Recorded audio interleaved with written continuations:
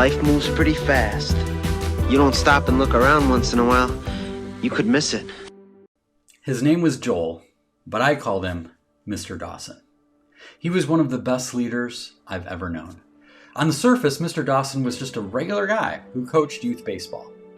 But he was kind, humble, and strong, albeit not in the bench press dump truck sort of way. A rare autoimmune disease took several fingers on one hand, but he was able to balance a baseball with it while holding a bat with his other hand. During practice, he'd carefully toss the ball upwards and whack it with the bat in the direction of a fielder. When I played Little League, he managed an opposing team, but his vote helped me land on the All-Star team. He became my coach after drafting me when I turned 13 and moved up to Junior League. I was an occasional pitcher. My fastball wasn't very fast and I didn't have a curveball, but I kept the ball over the plate. The good news is I rarely walked anyone, but the bad news is batters usually salivate at the prospect of facing someone who throws slow and straight. That is absolutely clobbered.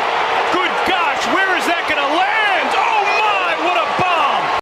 The back of my baseball card was not impressive.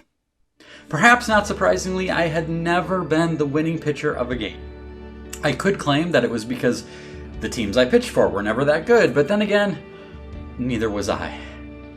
For some unknown reason, Mr. Dawson decided to make it his mission that season to get me a win. It took a while, but somehow his persistent belief in me sunk in. I actually started believing it was possible.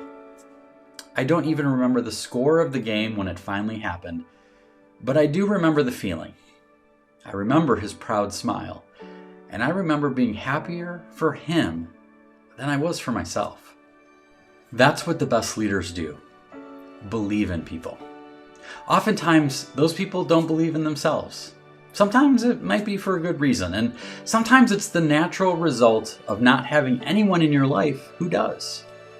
But the good leaders see a spark. Heck, maybe the spark doesn't even exist, but their belief that it does is so convincing, it's as if they're somehow able to will it into existence.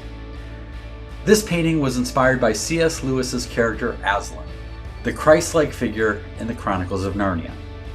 It's a great image of the best kind of leader, brave but vulnerable. He's confident in knowing what he's about, but kind enough to welcome the lowliest creatures into his friendship and protection. Malcolm Forbes said, "You can easily judge the character of a man by how he treats those who can do nothing for him." People are fragile beings, like the butterflies in this painting. I sure was when I was 13, a shy, skinny kid with oversized glasses, playing on a team stocked with much better athletes, trying to figure out who he was and what he had to offer.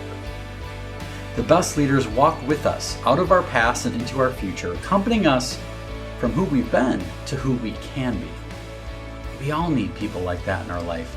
If someone believes in you, consider yourself lucky and take them at their word, even if you can't yet see what they see.